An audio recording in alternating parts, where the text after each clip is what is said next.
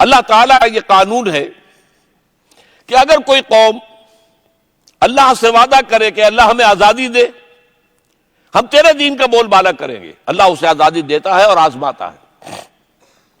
میں نے اس وقت آج جو شروع میں 2 آیات پڑھی تھی وہ مسلم لیگ کی تحریک اور تحریک پاکستان پر بہت منطبق ہوتی ہیں۔ سورہ انفال کی آیت ہے وَاذْكُرُوا إِذْ أَنْتُمْ قَلِيلٌ، یاد کرو جبکہ تم اقلیت میں تھے، تھوڑے تھے، تعداد کم تھی، وہ جو خوف کا ایلیمنٹ تھا۔ وَاذْكُرُوا إِذْ أَنْتُمْ قَلِيلٌ مُسْتَضْعَفُونَ فِي الْأَرْضِ، تمہیں زمین میں دبا دیا گیا تھا، ہندو ڈومینیٹ کر رہا تھا۔ تخافون ان یتخطفکم الناس، تمہیں خوف لاحق تھا۔ اور وہ یہ الفاظ میں بیچ میں ایڈ کر رہا ہوں کہ اگر ہندوستان اسی طرح آزاد ہو گیا 1 مین 1 ووٹ سے تو تمہیں تو ختم کر دیں گے، تمہیں اچک کر لے جائیں گے، لوگ ختم کر دیں گے۔ فآواکم، تو اللہ نے تمہیں پناہ دی، وأیدکم بنصرہ، اور تمہاری مدد کی اپنی نصرت سے، ورزقکم من الطیبات لعلکم تشکرون، اور تمہیں اپنی پاکیزہ رزق کے ذریعے سے تمہاری امداد کی تاکہ تم شکر کرو۔ شکر کیا تھا؟ اب وہ دین قائم کرو جس کا وعدہ کیا تھا، جس کے لیے دعائیں کی تھی، وہ دین قائم کرو۔ لیکن اس کے ساتھ ہی میں نے آپ کو آیت سنا دی، یہ سورہ اعراف کی ہے۔ اس میں یہ ہے کہ بنی اسرائیل نے حضرت موسیٰ سے شکایت کی تھی، اے موسیٰ تمہارے آنے سے پہلے بھی ہم پر یہ فرعونی جو ہے ظلم ڈھا رہے تھے، اور تمہارے آنے کے بعد بھی ہماری تقدیر میں تو کوئی تبدیلی نہیں ہوئی۔ تو حضرت موسیٰ نے جواب دیا عَصَىٰ رَبُّكُمْ أَن يُهْلِكَ عَدُوَّكُمْ، قریب ہے کہ تمہارا رب تمہارے دشمن کو ہلاک کر دے، یہ ہلاک کر دے۔ جان لیجئے ہندو کی ہلاکت تھی۔ مہاتما گاندھی چند مہینے پہلے کہہ چکا تھا کہ پاکستان صرف میری لاش پر بن سکتا ہے، اور پاکستان بنا۔ غور کیجئے ذرا پاکستان کیسے بن گیا۔ میری کتاب کا حوالہ دیا تھا عزیز عاکف سعید نے، استحکام پاکستان، میں نے اس میں شائع کیا، یہ معجزہ تھا، کوئی کسی حساب کتاب میں آنا والا نہیں ہے۔ کہاں مسلمان قوم، کہاں عددی اعتبار سے 3 گنا ہندو، وہ تعلیم میں آگے، تنظیم میں آگے، ہر پیسے میں آگے، وہ تجارت میں آگے، صنعت میں آگے۔ اور پھر اس کے بعد نمبر 2، مسلمانوں کے نہایت مؤثر حلقے پاکستان کے خلاف، ابوالکلام آزاد جیسا جینیس وہ برہمو سماج کے زیر اثر آ گیا۔ اور گاندھی جو ہے وہ خود کہتا تھا کہ میں راجہ رام موہن رائے کا میں وہ چیلا ہوں، وہ میرا گرو ہے۔ اور مولانا ابوالکلام آزاد بھی اسی کے سحر سے متاثر ہوئے، متحدہ قومیت۔ اور مولانا حسین احمد مدنی رحمت اللہ علیہ اور ان کے ساتھ علماء جو ہندوستان کے تھے، جمعیت علماء ہند بہت بڑی جماعت تھی، بہت بڑی طاقت تھی پاکستان کے ڈیڈ اگینسٹ۔ وہ تو آپ نے سروج بر سر ممبر کے ملت از وطن است کہ بے خبر مقام محمد عربی است، عجم ہنوز نہ داند رموز دی ورنہ زدیم بند حسین و نیچے ملجبی است، میں مصطفیٰ برساں خیش را کے دی ہم اوست، اگر بہو نہ رسیدی تمام بو لہبی است۔ اگر مصطفیٰ کے قدموں تک نہیں پہنچو گے تو پھر دیکھو تم دین تو نام ہے مصطفیٰ کا، یہ پھر باقی ساری بو لہبی ہے۔ اس حوالے سے پھر نوٹ کیجئے، کانگریس کے ساتھ جمعیت علماء ہند، پنجاب میں احرار ایک بہت بڑی طاقت ہے، عوامی طاقت، جیسے مقررین اور خطیب اس نے پیدا کیے، کوئی کسی نے پیدا نہیں کیا آج تک۔ وہ ڈیڈ اگینسٹ پاکستان کے۔ سرحد میں جو سرحدی گاندھی کی تحریک تھی، خدائی خدمتگار، نہایت عوامی تحریک، پاکستان کی دشمن۔ یہ سب کچھ پھر پاکستان بن گیا۔ کیسے بن گیا؟ سب سے بڑھ کر انگلستان میں اس وقت لیبر پارٹی کی حکومت تھی۔ اگر کنزرویٹو پارٹی کی حکومت ہوتی تو جو ہمارے خان عبد الولی خان صاحب جا کر انڈیا آفس کے ریکارڈ سے کچھ چیزیں لے آیا کرتے تھے، ان کی اہمیت تھی۔ اس لیے کہ جب تک انگریز ہندوستان میں رہنا چاہتا تھا اس نے واقعتاً ڈیوائیڈ اینڈ رول اس پالیسی کو اختیار کیا ہے، اور یہ اس کی حکمت عملی کا لازمی حصہ تھا۔ لیکن جب پاکستان بنا ہے، لیبر پارٹی کی حکومت، وہ اکھنڈ ہندوستان کی حامی تھی۔ چنانچہ آپ کو معلوم ہے کہ لارڈ ایٹلی وزیر اعظم قائد اعظم سے شدید نفرت کرتا تھا، اب تو اس کی کتاب شائع ہو چکی ہے، اس میں موجود ہے۔ اور جو ہمارا وائس رائے تھا لارڈ ماؤنٹ بیٹن، وہ گاندھی کا چیلا تھا۔ پھر پاکستان کیسے بن گیا؟ یہ اللہ کی خاص حکمت ہے، یہ نوٹ کر لیجئے، یہ بہت اہم نقطہ ہے۔ اس میں آخری دلیل جو میں دے رہا ہوں، جس کا کوئی اور توڑ ہے ہی نہیں، سن 46 میں قائد اعظم نے کیبنٹ مشن پلان قبول کر لیا۔ وہ کیا تھا؟ ہندوستان ایک وحدت کی حیثیت سے آزاد ہوگا، مرکزی حکومت ایک ہوگی، لیکن 3 زون ہوں گے۔ یہ جو 3 زون ہیں، 10 سال کے بعد اگر کوئی زون علیحدہ ہونا چاہے تو اسے اس کا اختیار ہوگا۔ قائد اعظم نے مان لیا۔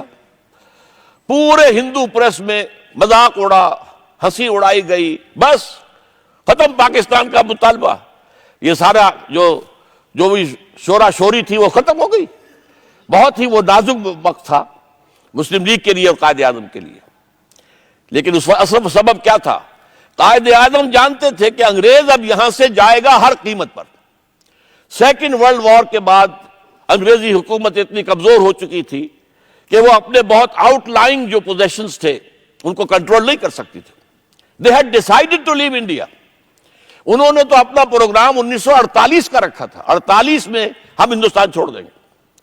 سن 46 میں جب یہ مشن پلان آیا ہے، کیبنٹ مشن پلان، تو قائد اعظم کو محسوس ہوا کہ اگر ہم نے اس وقت اس بات کو نہ مانا تو عین ممکن ہے کہ انگریزی حکومت یونیلیٹرل ٹرانسفر آف پاور کر کے دفع ہو جائے، رخصت ہو جائے، اور پھر ظاہر بات ہے ایک دفعہ مرکزی حکومت اگر ہندوؤں کے ہاتھ میں آ گئی تو پھر ظاہر بات ہے کہ کوئی امکان نہیں رہے گا کسی بھی طرح کا۔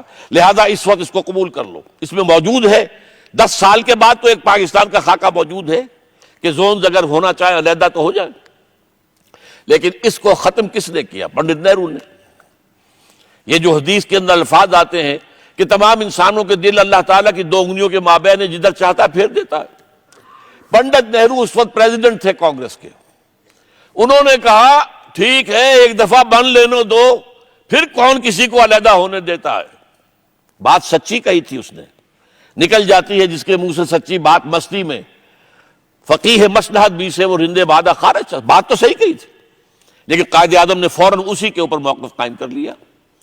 چنانچہ انڈیا ونز فریڈم جو مولانا ابوالکلام آزاد کی کتاب ہے، اس میں انہوں نے اپنے پورے پولیٹیکل کیریئر کی ایک ہی غلطی تسلیم کی ہے کہ میں نے اس وقت کانگریس کی صدارت سے استعفیٰ دیا، اور یہ جو کیبنٹ مشن پلان تھا یہ ابوالکلام آزاد کے ذہن کی پیداوار تھا۔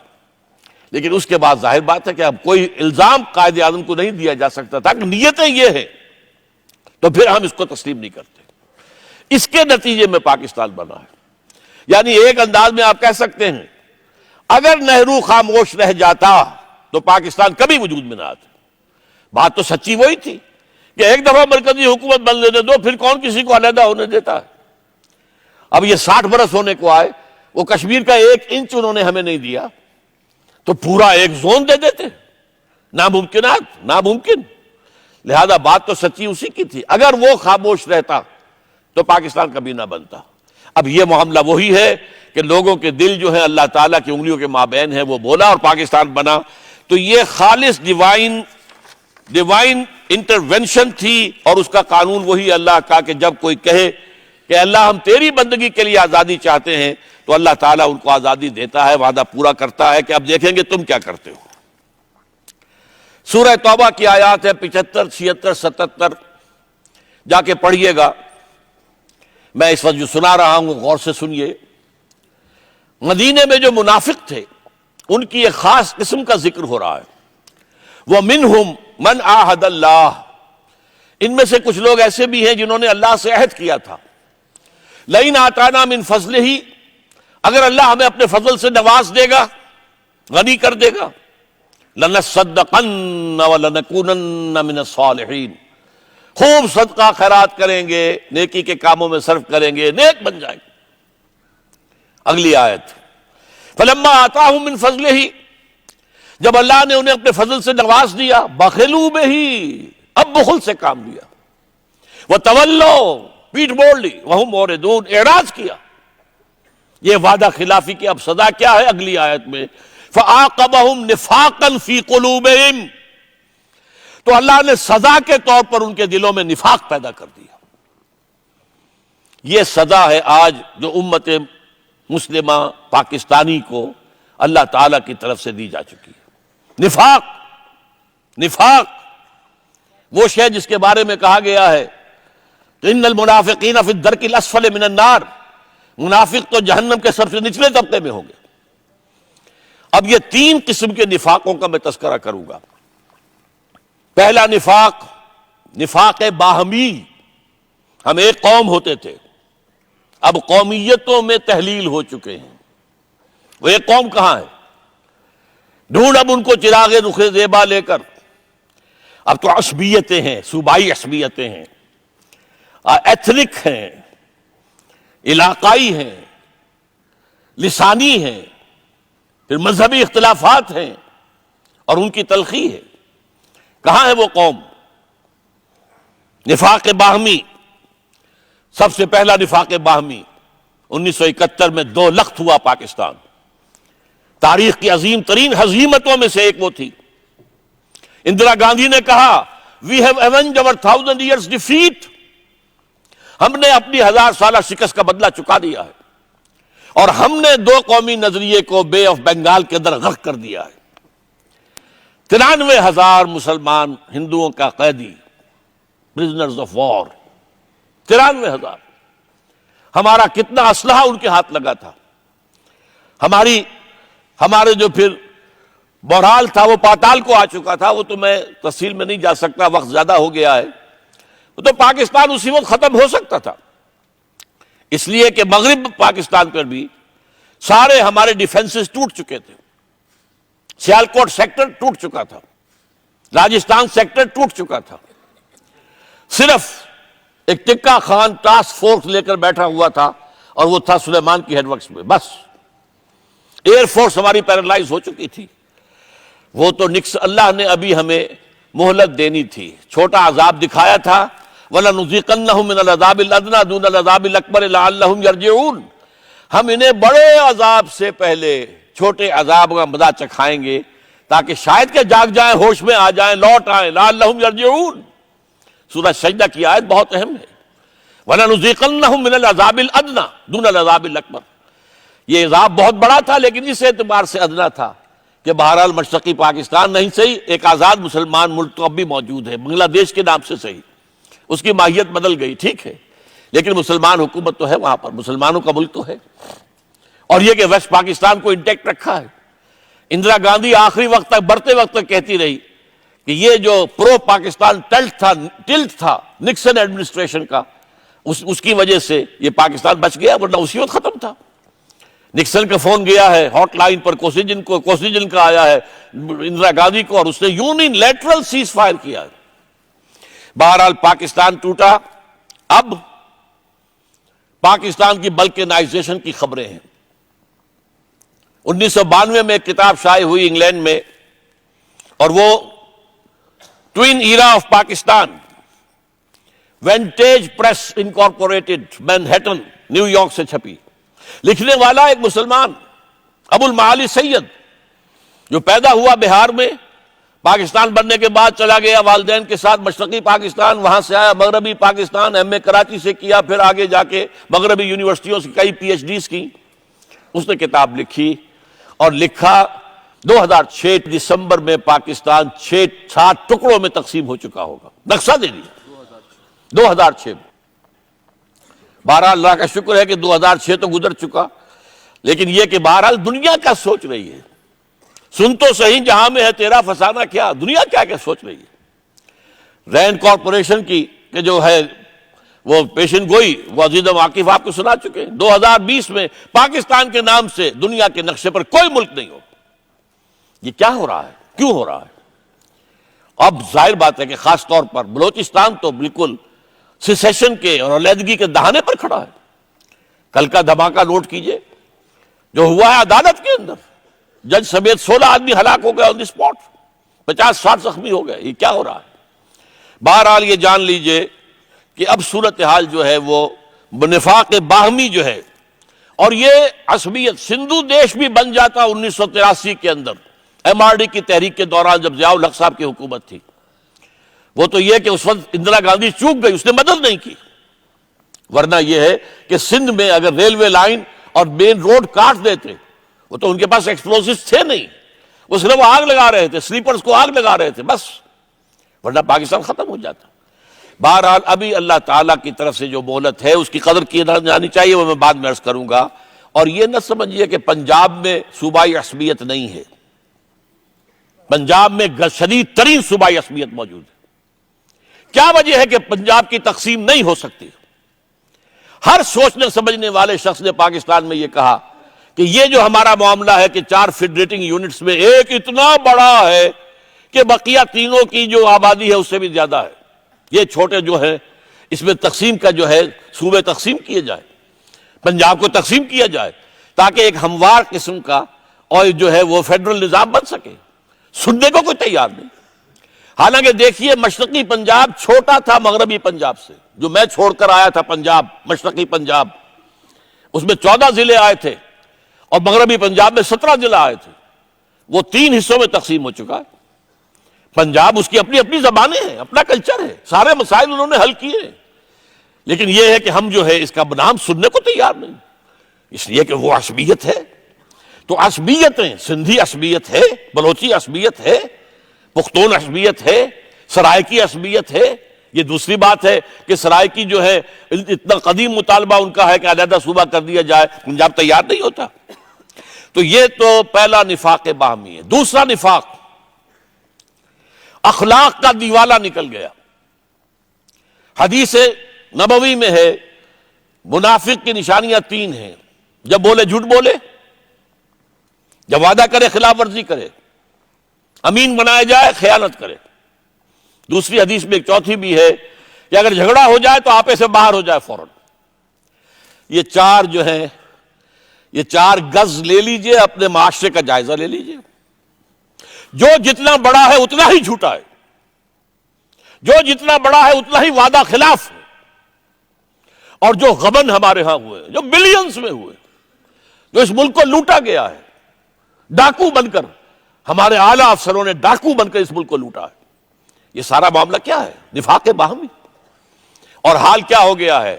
2 آدمی ذرا سا جھگڑے فوراً چاقو نکل آئے، اور معلوم ہوتا ہے انسان کی جان مکھی کی جان سے زیادہ نہیں ہے۔ یہ وہی اذا خاصم فجر، جب بات کرے جھوٹ بولے، جب وعدہ خلافی کرے، اور جب امین بنایا جائے خیانت کرے۔ اذا اؤتمن خان، اذا وعد اخلف، اذا قال، اذا حدث کذب، واذا خاصم فجر۔ وہ اخلاق کا جو ہے دیوالہ نکل چکا ہے۔ اب اس کا حل کیا ہے؟ آخری بات، ایک لفظ، توبہ۔ تاریخ میں 2 مرتبہ ایسا ہوا ہے۔ حضرت یونس علیہ السلام، ان کی قوم پر عذاب کے آثار شروع ہو چکے تھے، اور کبھی ایسا نہیں ہوا کہ کسی رسول کی قوم پر عذاب کے آثار شروع ہو جائیں اور پھر وہ توبہ کرے تو توبہ قبول ہو جائے، لیکن ہوئی ہے۔ الا قوم یونس کے ساتھ معاملہ ہوا۔ اس کی وجہ یہ تھی کہ حضرت یونس علیہ السلام سے خطا ہو گئی تھی، اللہ کی ایکسپریس پرمیشن کے آئے بغیر وہ اپنی قوم کو چھوڑ کر چلے گئے تھے، قوم سے ناراض ہو کر، لہذا وہاں عذاب کے آثار آئے، پوری قوم نے توبہ کی، عذاب کے آثار ٹل گئے۔ اسی طریقے سے یہودیوں کی تاریخ میں جب وہ انتہائی پستی میں گر چکے تھے، جب نیبوکڈنیزر نے 6 لاکھ یہودی بیت المقدس میں قتل کیے تھے اور 6 لاکھ کو قیدی بنا کر لے گیا تھا، اور بیت المقدس میں ایک متنفس بھی باقی نہیں رہا تھا، ہیکل سلیمانی کی 2 اینٹیں بھی سلامت نہیں تھی۔ پھر حضرت عزیر علیہ السلام نے توبہ کی بنا دی کہ لوگوں توبہ کرو، پلٹو اپنے رب کی طرف، مشرکانہ اوہام سے توبہ کرو، بدعات سے توبہ کرو، اللہ کے فرائض کو ادا کرو، شریعت کو اپنے اوپر نافذ کرو۔ پھر ان کی زندگی کے اندر انقلاب آیا، اور ایک عظیم تر حکومت ان کی قائم ہوئی، مکابی پاور کہلاتی ہے وہ تاریخ کے اندر۔ ہو سکتا ہے ہماری بھی توبہ کو اللہ قبول فرما لے۔ میں ایک مثال دے رہا ہوں، بابر نے بھی توبہ کی تھی جب رانا سانگا کا مقابلہ ہوا ہے، اور بابر کو خطرہ ہو رہا تھا کہ اب میرا معاملہ جو ہے ختم ہو رہا ہے، تو توبہ کی ہے، شراب کے برتن توڑے ہیں، اللہ کی مدد مانگی ہے، نصرت خداوندی کے لیے کو پکارا ہے، اللہ نے فتح دی۔ دوسری توبہ دستوری سطح پر، وہ دستوری سطح کے اوپر توبہ کا معاملہ جو ہے وہ ہم نے ایک دستور میں ترمیم، اس دستور میں جو چور دروازے ہیں جن کی وجہ سے یہ منافقت کا پلندہ بنا ہوا ہے، وہ سارے چور دروازے بند کیے جائے، پلگ کیا جائے ان تمام کو۔ اس کے لیے ہم نے ایک ترمیم کا خاکہ بنایا، اسے شائع کیا، بڑے پیمانے پر شائع کیا۔ بہرحال یہ سارا کام ہم کر رہے ہیں۔ اس کو کہا تھا اس وقت جنرل حمید گل صاحب نے کہ اگر اس پر عمل ہو جائے تو پاکستان میں ایک سافٹ ریولوشن آ جائے گا۔ اگر دستور میں یہ ترامیم ہو جائے، وہ دستور جس میں جڑ بنیاد خلافت کی موجود ہے، صرف کچھ دفعات نے ان کو غیر مؤثر کر دیا ہے، ان دفعات کا معاملہ اگر درست ہو جائے، توبہ کی جائے، ان کی اصلاح ہو جائے تو یہ دستور جو ہے خلافت کا بہترین دستور بن جائے۔ میری آخری بات رہ گئی قائد اعظم کے معاملے میں، جو ذکر مجھے کرنا چاہیے تھا کہ ان کی وفات سے 2-3 دن پہلے کا جو واقعہ ہے، جو پروفیسر ڈاکٹر ریاض علی شاہ صاحب نے نقل کیا ہے۔ 11 ستمبر 1988 کو یہ شائع ہوا تھا روزنامہ جنگ میں، اسے ہم نے بہت عام کیا ہے۔ وہ ایسی عمدہ ملاقات کی تفصیل بھی اتنی عمدہ ہے کہ میں خود یہ کہتا ہوں کہ اس سے پہلے تک قائد اعظم کی عظمت بھی تھی میرے اندر، جذبہ شکر بھی تھا، محبت نہیں تھی۔ محبت پیدا ہوئی ہے اس کو پڑھ کر، کس قدر اس شخص کے اندر جو ہے ایک جذبہ تھا۔ چنانچہ ان کے الفاظ جو ہیں، تھوڑا سا حصہ میں اس کے پڑھ کر آپ کو سنا دیتا ہوں۔ تم جانتے ہو جب مجھے یہ احساس ہوتا ہے کہ پاکستان بن چکا ہے تو میری روح کو کس قدر اطمینان ہوتا ہے۔ یہ مشکل کام تھا اور میں اکیلا اسے کبھی نہیں کر سکتا تھا۔ میرا ایمان ہے کہ یہ رسول خدا صلی اللہ علیہ وسلم کا روحانی فیض ہے کہ پاکستان وجود میں آیا۔ اب یہ پاکستانیوں کا فرض ہے کہ وہ اسے خلافت راشدہ کا نمونہ بنائیں تاکہ خدا اپنا وعدہ پورا کرے اور مسلمانوں کو زمین کی بادشاہت دے۔ معلوم ہوا قائد اعظم کے علم میں وہ احادیث بھی تھیں جن میں یہ پیشن گوئی ہے کہ قیامت سے قبل پوری دنیا میں نظام خلافت قائم ہوگا اور امت محمد صلی اللہ علیہ وسلم کی حکومت قائم ہوگی۔ Tables will be turned. ابھی جو ہو رہا ہے وہ یقیناً جو ہے اور حالات خراب سے خراب تر بھی آئیں گے، ابھی اور کچھ روز فضاؤں سے لہو برسے گا، لیکن in the long run the tables will be turned, اور ہوگا۔ تو اس کی خبر دی ہے محمد رسول اللہ صلی اللہ علیہ وسلم نے۔ اب تیسری بات یہ ہے، اگر یہ سافٹ ریولوشن نہیں آتا، ہماری تمنائیں ہیں، دعائیں ہیں، اور اللہ تعالی ہماری حکومت کو اور جو بھی ذمہ دار لوگ ہیں انہیں اس کی توفیق دے دے، فبہا، ورنہ پھر ایک ہارڈ ریولوشن کی تیاری کرنی ہے۔ وہ تیاری کیا ہے؟ عوام، میں اور آپ توبہ کریں اللہ کی جناب میں۔ سب سے پہلے معصیت کا ترک۔ اپنی معاشرت میں، اپنے معاش میں اگر کوئی چیز حرام کی ہے، نکالیں، باہر کریں، پاک کریں، اپنی معاشرت کو بھی، اپنی معیشت کو بھی۔ فرائض کی ادائیگی میں کوتاہی ہے تو اس کی تلافی کریں، اس کو پورا کریں۔ سب سے پہلے انفرادی یہ توبہ، اور اس کے بعد مل جل کر ایک حزب اللہ بنائیں، اللہ کی جماعت۔ یہ قرآن کی اصطلاح ہے، حزب اللہ۔ فَأُولَٰئِکَ حزب اللہ الا ان حزب اللہ هم الغالبون هم المفلحون۔ وہ حزب اللہ، اور اس کے لیے بنیاد وہاں لکھا ہوا ہے کہ ہم نے جو تنظیم اسلامی بنائی ہے اس حزب اللہ کی، اس تنظیم اسلامی کے نام سے اس کی بنیاد جو ہے وہ بیعت سمع و طاعت فی المعروف پر قائم کی گئی۔ ظاہر بات ہے کہ ہر مسلمان، ظاہر بات ہے ہماری جماعت کے ساتھ اتفاق نہ ہو، کوئی بات نہیں، لیکن ہر شخص جو توبہ کرے وہ طے کر لے کہ کسی نہ کسی ایسی جماعت میں ضرور شامل ہوگا جو پاکستان میں اسلامی نظام قائم کرنے کے لیے جد و جہد کر رہی ہو۔ کوئی ہو، جس کو بھی آپ کو بات اچھی لگے اس کو اختیار کر لیجئے، لیکن کوئی شخص بھی اس جد و جہد سے فارغ نہ رہے، خالی نہ رہے۔ اور پھر یہ اگر یہ جماعت تیار ہو جائے، معتدب تعداد میں ہو، پھر یہ ایک پرامن عوامی احتجاجی تحریک، ایک ایجیٹیشن کے ذریعے سے پرامن، لیکن یہ کہ اپنی جانیں دینے کے لیے تیار، فائرنگ ہو جیسے ایرانیوں پر ہوئی تہران کے اندر، اور آپ کو معلوم ہے کہ ہزاروں جو ہے ایرانی جو ہیں وہ جہاں بحق ہوئے، پھر بادشاہ کو بھاگنا پڑا۔ ہمارے ہاں مشرف صاحب ہو یا ان کے بعد کوئی اور، اللہ نہ کرے کہ اور بھی کوئی اسی طرح کا آدمی آ جائے، تو ان کی حکومت کو اور ان کے پورے نظام کو آپ کو معلوم ہے عوامی سیلاب کا ریلا جو ہے اس میں بہہ جاتی ہے ہر چیز۔ اس میں کچھ دیر جو آرمی ہوتی ہے، نیشنل آرمی، وہ حکومت کا حکم مان کر فائرنگ کرتی ہے، ایک وقت آتا ہے کہ ہاتھ اٹھا دیتی ہے۔ بھٹو صاحب کی تحریک جب چل رہی تھی، اینٹی بھٹو، تو آپ کو معلوم ہے بہت سے لوگوں نے جانیں دے دی تھی، لیکن پھر بریگیڈیئر محمد اشرف گوندل نے لاہور میں کہا اب ہم مزید کوئی فائرنگ نہیں کریں گے، 2 بریگیڈیئر اور کھڑے ہو گئے، بھٹو صاحب کو ہوش آ گئی، چند دن پہلے انہوں نے کہا تھا میری کرسی بہت مضبوط ہے، معلوم ہوا وہ کرسی تو مضبوط نہیں ہے، وہ تو فوج کے بل پر تھی، بلایا پی این اے سے نیگوشیشن ہوئی، بات طے بھی ہو گئی تھی، وہ تو ضیاء الحق صاحب پہلے سے ادھار کھائے بیٹھے تھے، تیاری کر چکے ہوئے تھے قبضہ کرنے کی۔ بہرحال یوکرائن میں جو کچھ ہوا ہے آپ کو معلوم ہے، جارجیا میں جو ہوا، کرغزستان میں جو ہوا، لیٹن امریکہ میں جو ہوا، یہ یک طرفہ مسلح بغاوت نہیں،